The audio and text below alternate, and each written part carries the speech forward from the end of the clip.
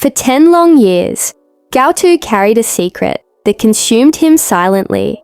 From the early days in school, he had fallen deeply in love with Shen Wenlang, the boy from a wealthy family who seemed untouchable and cold to everyone else.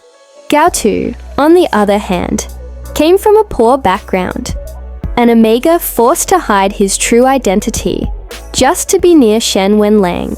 Because Shen Wenlang despised omegas, with a passion he saw them as weak, bothersome, and unworthy of respect.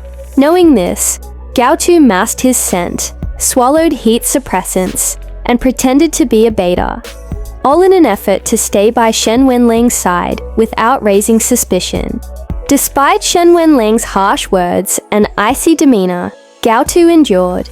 He smiled through the coldness, pretended not to notice the disdain in Shen Wenlang's eyes, and kept himself firmly planted next to the boy he loved more than anything. Their relationship was fragile, built on lies and quiet longing, but Gao Tu never gave up hope. He was determined to protect his secret, his love, and their unspoken connection, even if Shen Wenlang would never admit he cared. Their complicated bond carried on past their school days, and into adulthood. Gao Tu became Shen Wenlang's secretary at his powerful company, a position that gave him closer access to the man who dominated his thoughts.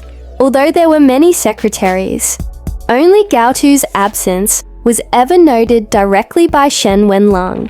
When Gao Tu called in sick, it was Shen Wenlang who wanted to know why. When Gao Tu was late or missing, it was Shen Wenlang who noticed first, a detail that spoke volumes, despite his cold exterior. Yet Shen Wenlang never showed warmth or kindness. Instead, he remained distant, sharp-tongued, and sometimes downright cruel. Gao Tu endured it all silently, convincing himself that love made fools of everyone. When the painful waves of heat came threatening to expose him, he disappeared for days. To cover his absence, he lied, telling the company he was caring for an omega partner who was in heat. This partner was a fabrication, a cover story that protected him from scrutiny and suspicion.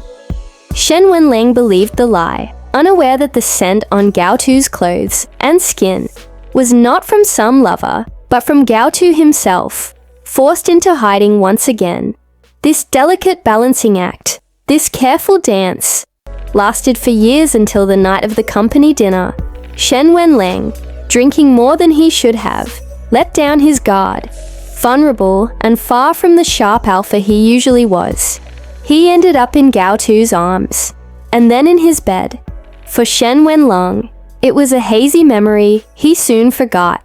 For Gao Tu, it was a moment that would change everything.